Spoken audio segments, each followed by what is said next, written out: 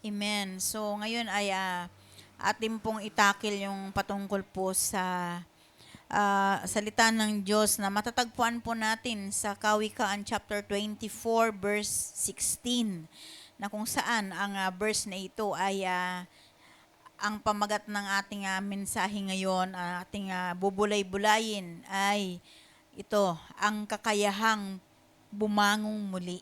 Yan. The power to rise up. Yan yung ating So maganda po na nagsulat.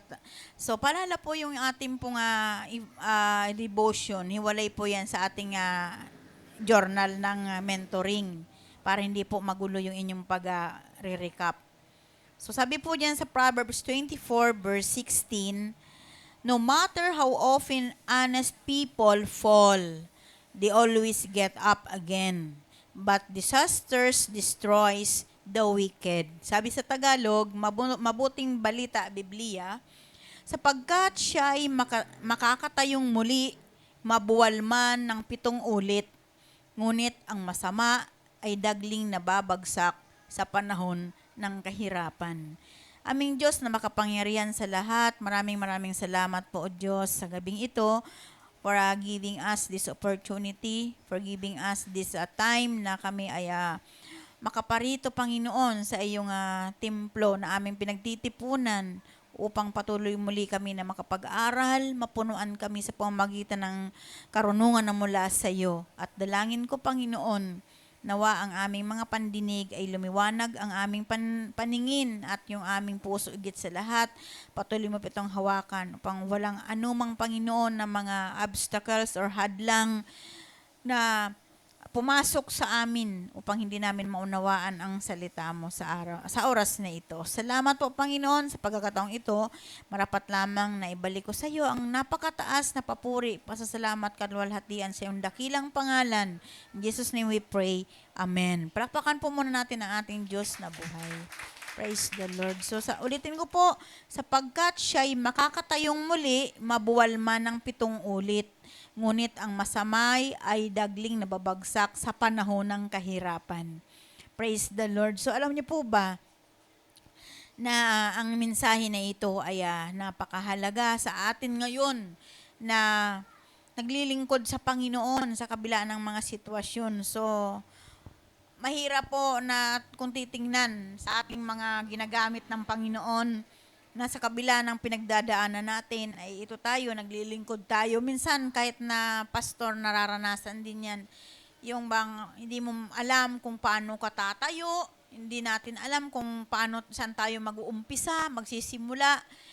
Pero salamat sa Panginoon sapagkat nandyan ang banal na Espiritu, patuloy na nag-aalalay sa atin.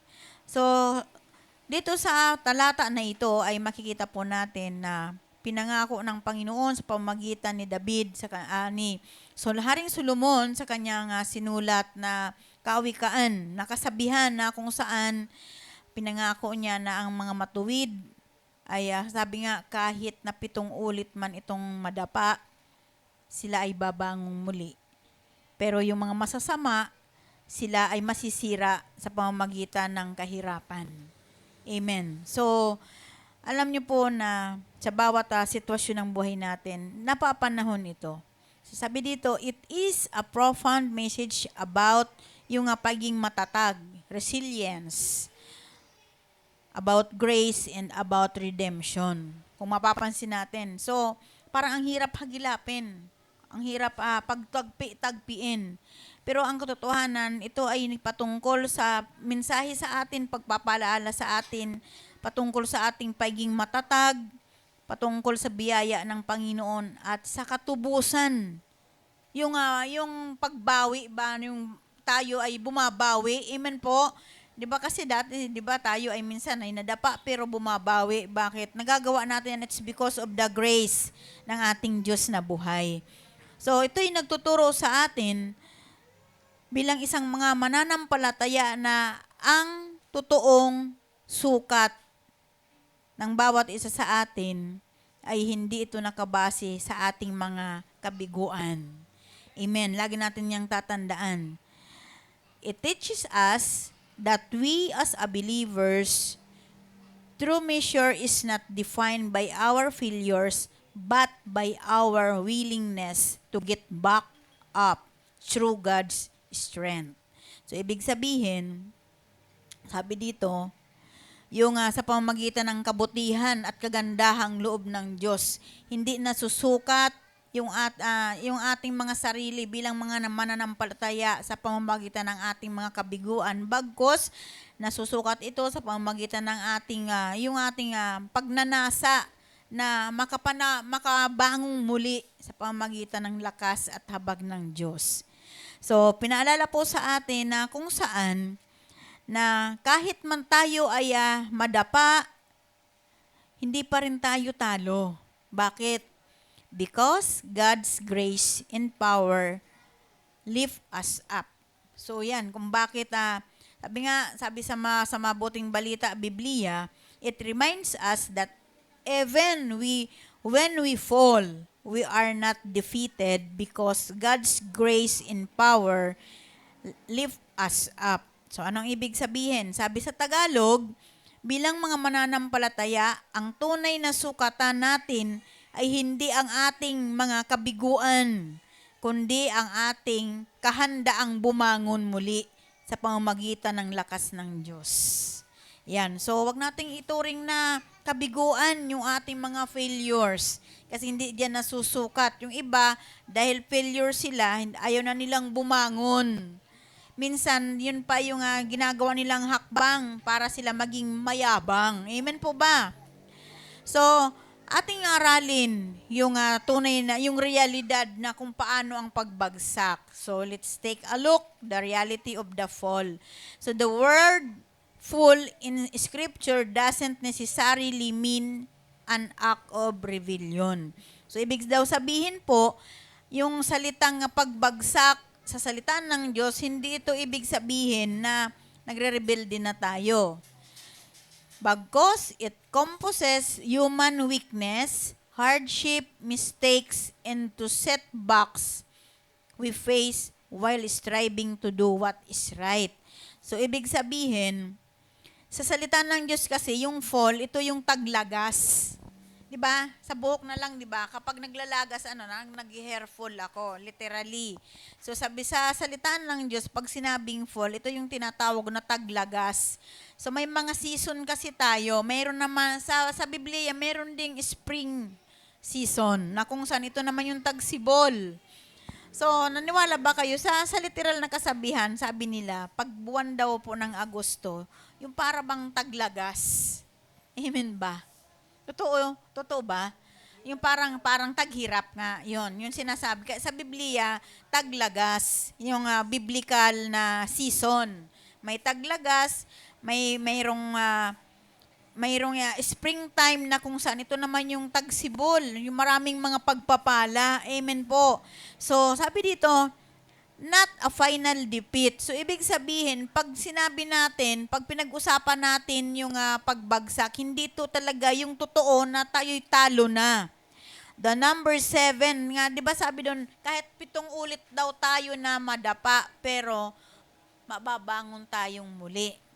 Tayo na sa bakit tayo bumabangon kahit 7 beses na tayong nadadapa? It's because of the grace of God. So, nandyan yung lakas ng Panginoon sa atin. Pero yung masama ay yung mo lang pananampalataya, sila ay nasisira. Hindi sila nakakabangon. So, alam niyo po, base po sa aking pag-aaral, bakit binanggit yung 7, number 7? Sabi nila, literal man, yung number 7 daw ay, sabi nila ay magandang numero. So, sabi nga, it is a number, a complete number.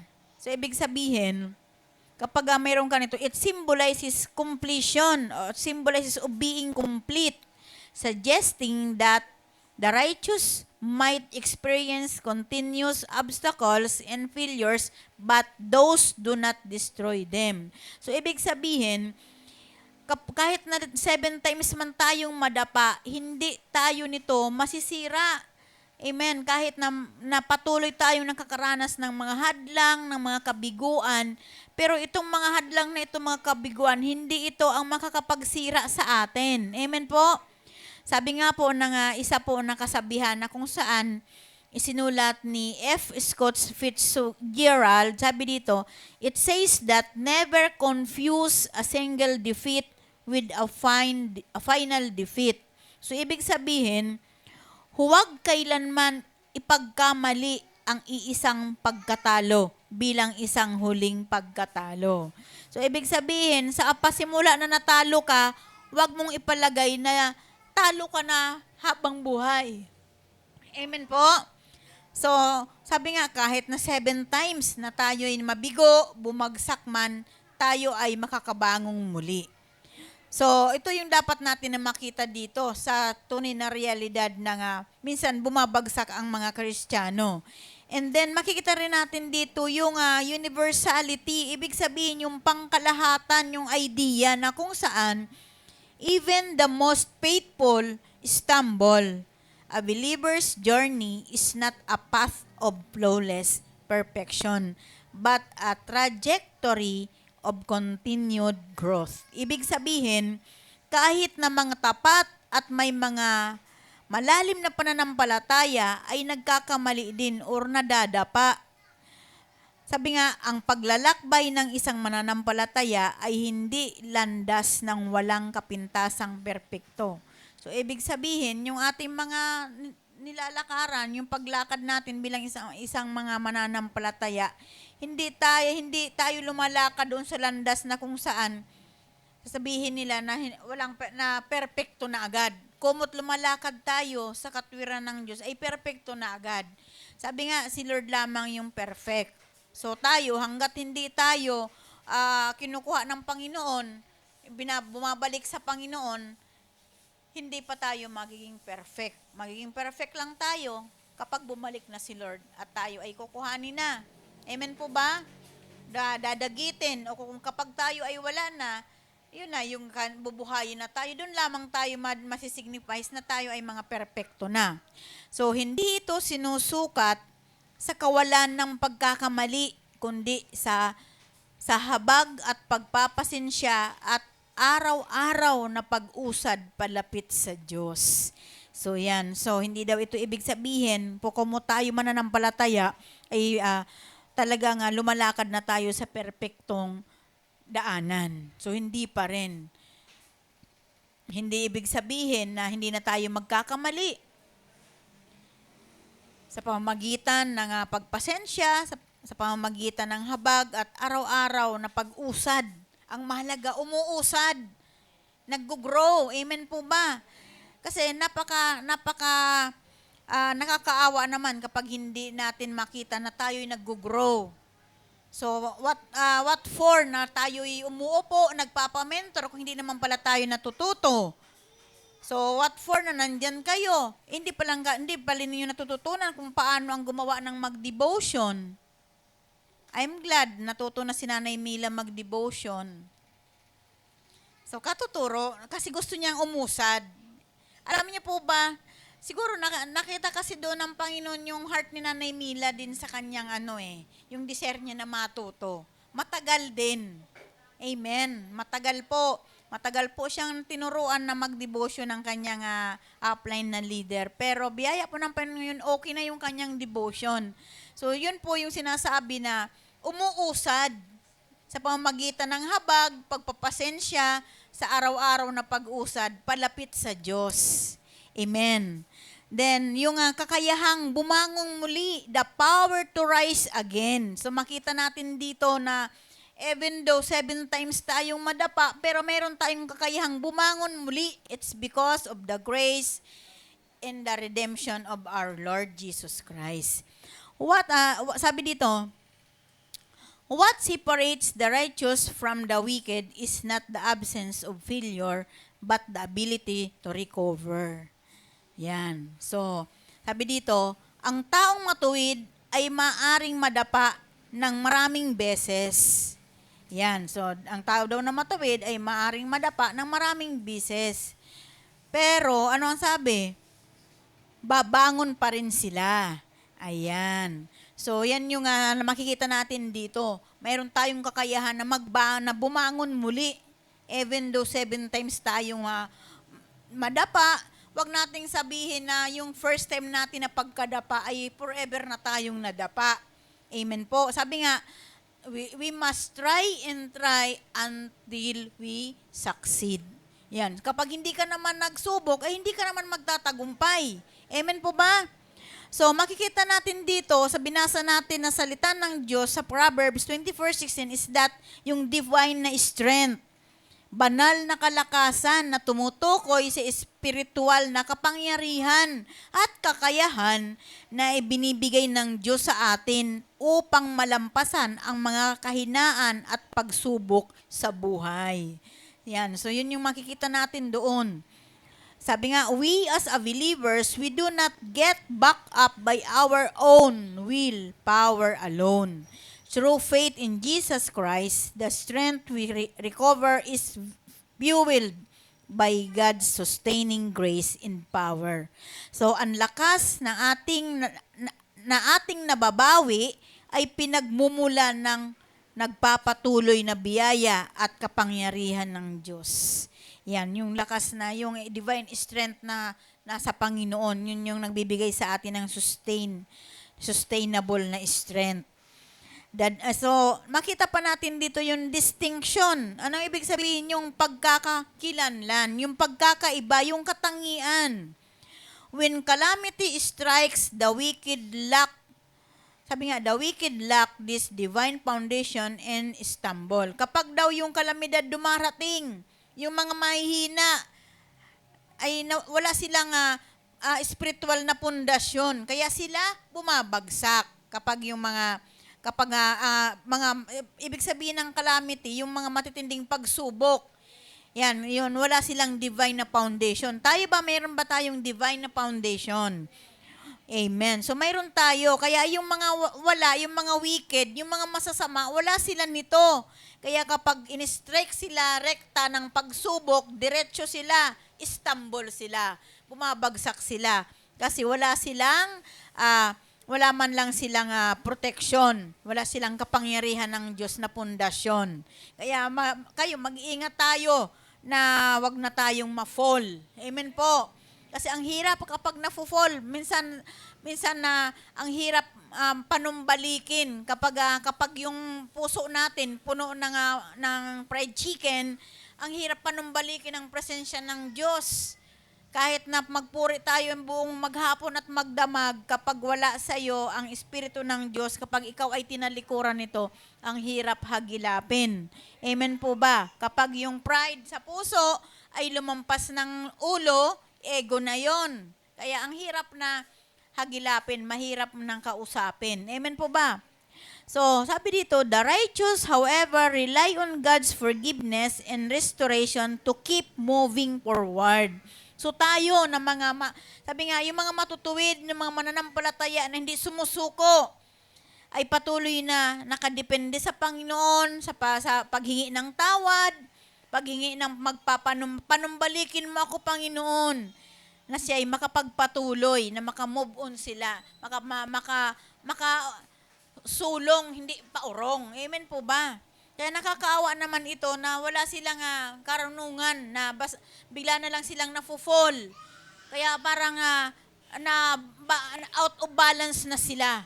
Hindi na nila alam kung paano sila makapanumbalik. Kasi nga hindi nila alam kung ano yung susi. Pero ang katotohanan, sabi nga dito, di ba, yung pag-rely natin sa Panginoon at yung paghingi ng tawad na mapanumbalik tayong muli, to keep moving forward. So sila hindi nila alam yun. Kaya kawawa kapag sila namatay, sabi nga yung mga matataas ang pride na naging ego, kakamatayan nila yun. 'Di ba? Na sa yun yung sinasabi na okay na sana, nandoon na sana, lumalakad na sana sa matuwid, pero na-fall sila. Hindi sila makabangon kasi hindi nila alam yung way, hindi nila alam yung mga dahilan kung paano bumalik. Nakakaawa kasi kahit napaalalahanan mo, hindi naman sila makikinig. It's because of their ego. Lampas ng ulo yung pride. Ego na kasi yun. What's that? Sabi dito, ang kanilang tunay na katangian ay nakasalalay sa kanilang kakayahang bumangon at magpatuloy. taliwas sa masasama na hindi makakabangon kapag dumating ang pagsubok. So, mga mananampalataya ang tinutukoy dito na ang bawat katangian daw natin bilang mananampalataya ay nakasalalay sa kakayahang bumangon at magpatuloy. Yung mga masasama, hindi makakabangon kapag dumating ang pagsubok. So, mahirapan sila. Amen. So, dapat maging aware tayo doon sa mga sitwasyon na ating na napagdadaanan. Sabi nga, sa bawat sitwasyon ng buhay, sa bawat pagsubok, kaya yung inyong mga inaalagaan, dapat patatagin yun. Dapat ipaunawa sa kanila na wag nilang gawing pundasyon yung kawalan, wag nilang pundasyon yung pera, wag nilang pundasyon yung kayamanan, yung hanap buhay, kasi lahat iyang mawawala. It must be a divine foundation. Yun dapat. At walang iba yan. Ang susi, si Kristo lang. Amen. So, apply natin. Paano ba natin i-apply ito? Practical na application. Sa bawat salita ng Diyos na binibigay sa atin, dapat i-apply natin yan sa ating buhay. Kaya marami ang magaling magsalita pero nahihirapan mag-apply sa buhay. Kasi dapat bawat mensahe sa atin ng Panginoon, dapat alam natin kung paano i-apply sa buhay natin. Yung tinatawag na practical application. Amen. So sa halimbawa may revelasyon sa inyo si Lord, paano ba natin, pag sinabing practical, yung pagsasabuhay, paano ba natin may sasabuhay ito? So in this message, we can have an actionable or encouraging lesson. So, ibig sabihin, pag mayroon tayong dapat na gawin. So, number 1, separate identity from action. So, alam niyo po ba na pinag-aralan ko ito, parang ang hirap.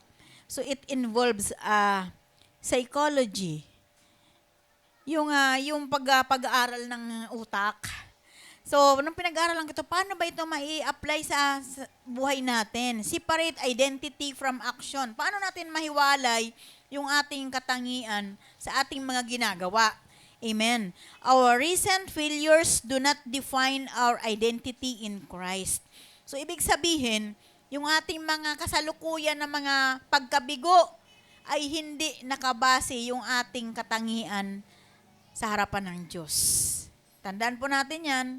Kasi sabi nga, bakit?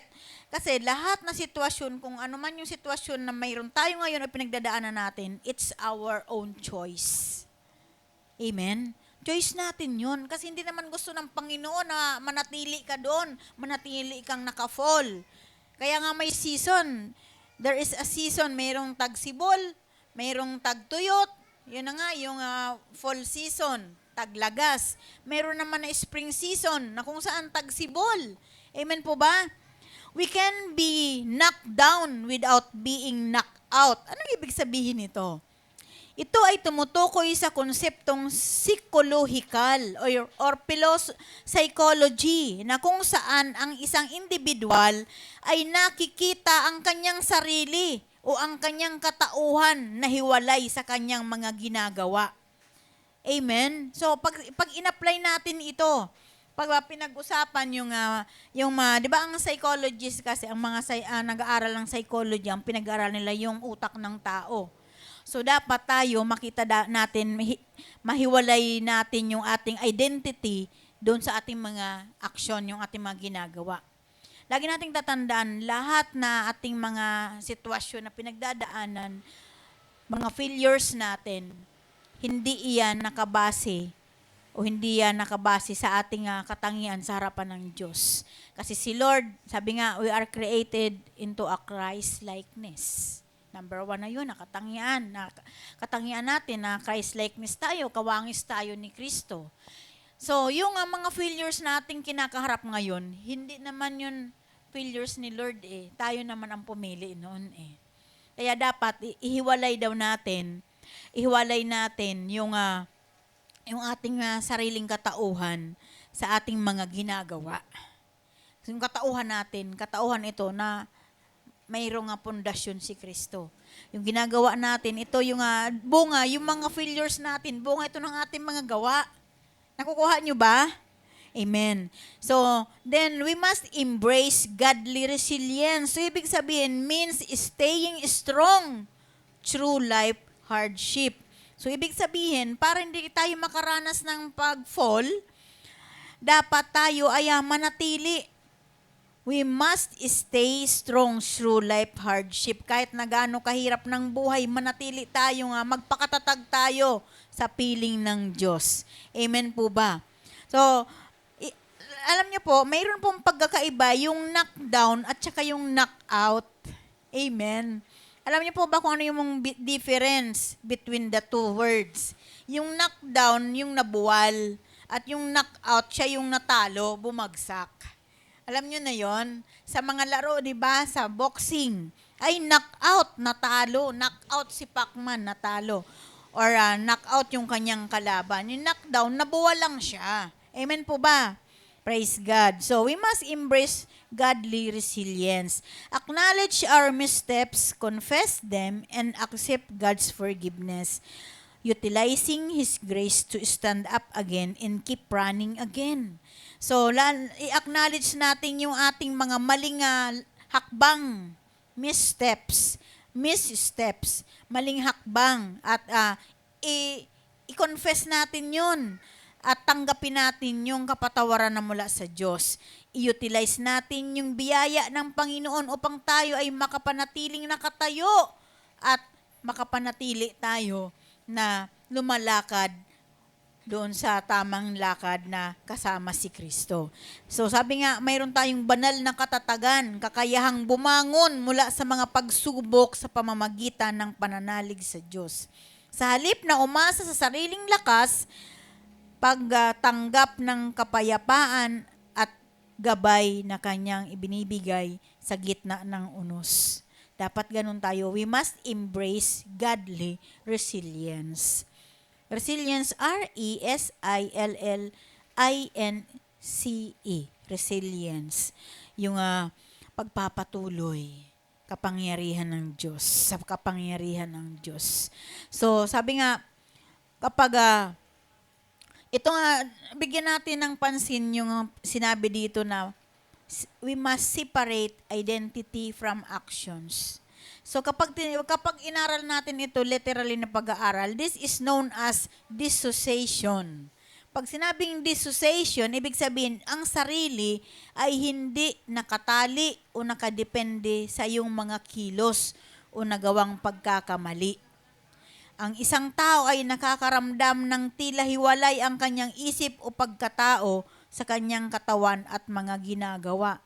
Amen. So, ibig sabihin, ito na yung usapan na sekular na patungkol na sa pag-aaral ng isip. Pero lagi nating tatandaan, anumang uri ng ating kahirapan, bumabagsak man tayo minsan, kahit na 7 ulit pa yan, bumangon tayo sapagkat nandiyan ang habag ng Diyos, ang pagpatawad ng Diyos at hingi natin na makapanumbalik tayo sa Kanya. Amen. Kaya yung sinasabi na kahit na 7 ulit tayong madapa, dapat tayo ay bumangon at manumbalik sa ating Panginoon. So wala tayong ibang aasahan kundi ang Diyos. Amen. Well, anchoring our hope in character in faith. So dapat yun dapat yung ating pag-asa, yung ating ugali, dapat na mayroon tayong pananampalataya, maging matatag ang ating kalooban. Amen. Yung pagiging matatag na may takot sa Diyos. Yun yung kinakailangan natin. Yan yung dapat nating pag-apply. Mayroon tayong matatag at mayroon tayong pagkatakot sa Kanya. So yun yung dapat natin na i-apply kahit na 7 times tayo na dumanas ng pagsubok.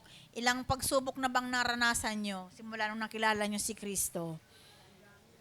O marami na, di ba? Pero pinagtatagumpay naman. It's because of the grace in the redemption of Jesus Christ. Yan yung pagbawi, pag-redeem, di ba? Sabi dito, pagbawi, yung redemption ng Panginoon na nakakapanumbalik tayo. So, ganun kabuti ang Diyos. Minaunawaan po ba kayo? Amen. So, lagi nating tatandaan na anumang sitwasyon ng buhay natin, we must separate identity from action. Yung identity natin, yung pagkilala natin ang Diyos na mayroon tayo at kilala tayo ng Diyos. Ang mahirap kasi kung sasabihin na kilala natin si Lord, pero hindi naman pala tayo kilala. Amen po ba? Mayroong senaryo na ganyan eh. Parang yan sa literal. Marami na nakakakilala kay Sara Duterte. Pero hindi naman tayo kilala ni Sara Duterte. Kaya tayo din dapat kilala natin, ihiwalay natin yung identity natin na alam mo at hindi mo kinakalimutan ng identity mo ay identity ni Christ. We are a Christ-likeness. Amen po ba? We have a Christ-like standard. Amen. Kaya yung action natin, kung bakit kahit tayo mananampalataya, nagkakamali din. Kasi yung action natin, hindi yun nakadepende sa kung ano yung relasyon natin, kung ano yung kalalagayan natin sa harapan ng Diyos. Dahil yung mga gawa natin, yung mga ginagawa natin, it's our choice. Amen? May naunawaan ba kayo? Yan, kung paano natin i-apply ng practical sa ating buhay. So, kaya na ba nating i-impart ito sa ating mga cell groups para sila man din ay lumakas? Yung iba kasi dyan na, as in talaga, sila na nawawala ng self-esteem. Kasi minsan sa kanila ay ang daming beses ko nang nadapa. Pag nadapa, kailangan bumangon. Kahit na 7 beses. Kaya kapag nadaanan nyo na ganito yung sitwasyon, mayroon na kayong maimimensahe. Proverbs 24:16. Amen. Ihiwalay mo yung identity mo kay Kristo kaysa doon sa mga ginagawa mo. Sino ka ba sa harapan ng Diyos? Sino ba ang pagkilala sa iyo ng Diyos? At sino ba yung pagkakilala mo sa Kanya? Sa Kanya ka humuhugot ng lakas. Sa Diyos tayo humuhugot ng lakas. Kailangan kahit anumang pagsubok, kahit ilang beses man tayong madapa, amen, kailangan mayroon tayong divine foundation, Sister Dulcie. Ang foundation natin, hindi mabuhay, kundi matatag sapagkat spiritual ang Panginoon ng ating pundasyon. Kahit na ilang beses man tayong madapa, bumabangon tayo. It's because of the spiritual foundation natin. Amen. Yung mga mahihina, yung mga masasama, pag sila'y nadapa, diretso na, tumba na talaga sila. Amen? Nagiging knockdown sila at knockout pa. Natalo na, nabuwal na, natalo pa. Amen po ba? So tayo, kahit na nabuwal, pero nananalo. Amen. Praise God. Palakpakan po natin ang ating Panginoon. Hallelujah. Lord, we thank you, Father God, for this wisdom na kinaloob mo po sa amin. Salamat po, Panginoon, sapagkat ang pangangaral na ito, Diyos, mula sa sulat ni Solomon ay makatulong ito sa amin, O Diyos, lahat ng sitwasyon na mayroon kami, maging sa aming mga cell groups, Ikaw, O Diyos, ang patuloy na magbigay sa amin ng malalim na pagkaunawa upang mai-impart namin ito doon sa mga nakakaranas ng mga ganitong sitwasyon. Salamat po, Diyos, sa gabing ito. Ang kaluguran, ang kalwalhatian at ang karangalan ay binabalik ko sa iyo sa tayong pangalan ni Jesus. Amen.